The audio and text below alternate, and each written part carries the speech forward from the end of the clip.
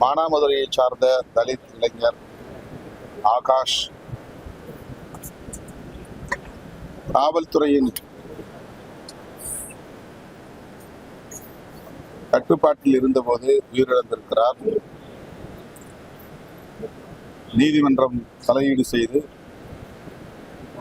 கொலை வழக்காக பதிவு செய்ய ஆணையிட்டிருக்கிறது.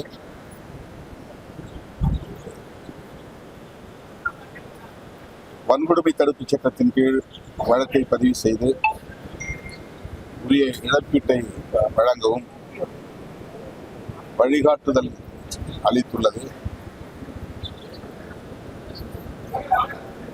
அதில் தொடர்புடைய காவல்துறையினரை கைது செய்ய வேண்டும் என்று பாதிக்கப்பட்ட ஆகாஷ் குடும்பத்தினர் மற்றும் பொதுமக்கள் தொடர் போராட்டத்தில் ஈடுபட்டு வருகின்றனர். ஆகாஷ் குடும்பத்தினரை சந்தித்து ஆறுதல் சொல்வதற்காக தற்போது மதுரை வந்துள்ளேன். விடுதலை சிறுத்தைகள் கட்சியின் சார்பில் ஏற்கனவே மறியல் போராட்டம் நடத்தப்பட்டுள்ளது. பொதுமக்களின் போராட்டத்திற்கும் விடுதலை சிறுத்தைகள் ஆதரவு நல்கி வருகிறோம். மாண்புமிகு தமிழ்நாடு முதலமைச்சர் அவர்கள் இந்த ஆகாஷ் படுகொலையில் தொடர்புடைய காவல்துறையினர் யாராக இருந்தாலும் அவர்கள் மீது சட்டப்படியான நடவடிக்கை எடுக்க ஆவண செய்ய வேண்டும் என்று கேட்டுக்கொள்கிறேன். அந்த குடும்பத்தினருக்கு உரிய இழப்பீட்டுத் தொகை வழங்குவதோடு குடும்பத்தில் ஒருவருக்கு அரசு வேலைவாய்ப்பு வழங்க வேண்டும் எனவும் கேட்டுக்கொள்கிறேன். தூத்துக்குடி அருகே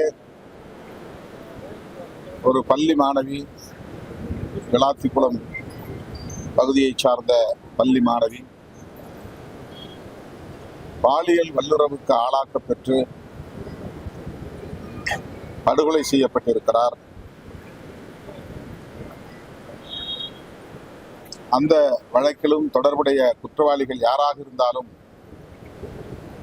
அவர்களை உடனடியாக கைது செய்ய வேண்டும், கடும் நடவடிக்கை எடுக்க வேண்டும், அந்த குடும்பத்திற்கு அரசு இழப்பீடு தொகை வழங்க வேண்டும் என்றும், அதேபோல அந்த குடும்பத்தில் உள்ள ஒருவருக்கு அரசு வேலைவாய்ப்பு வழங்க ஆவண செய்ய வேண்டும் என்றும் விடுதலை சிறுத்தைகள் கட்சியின் சார்பில் வலியுறுத்துகிறோம்.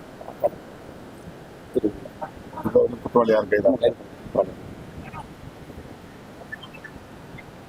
ஒரு மிகவும் பிற்படுத்தப்பட்ட குடும்பத்தை சார்ந்த, ஏழை குடும்பத்தை சார்ந்த ஒரு பள்ளி மாணவி, நன்கு கல்வி பயிலும் மாணவி, பல பரிசுகளை 10ஆம் வகுப்பு தேர்ச்சியிலேயே பெற்ற மாணவி.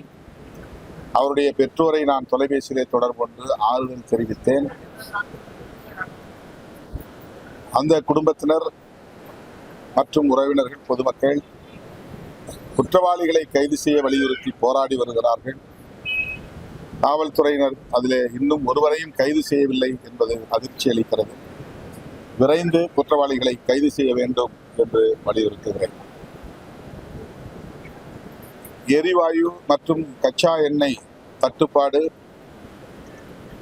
ஈரான் மீது நடத்தப்படுகிற ஏவுகணை தாக்குதல்களால் உருவாகி இருக்கிறது. இந்தியா உள்ளிட்ட உலக நாடுகள் இதனால் கடும் பாதிப்புக்குள்ளாகும் நிலை ஏற்பட்டிருக்கிறது. இப்போதே பெட்ரோல், டீசல், எரிவாயு போன்றவற்றை வாங்கி சேமித்து வைத்துக் கொள்ள வேண்டும் என்கிற அளவுக்கு மக்களிடையே ஒரு பதற்றம் உருவாகி இருக்கிறது.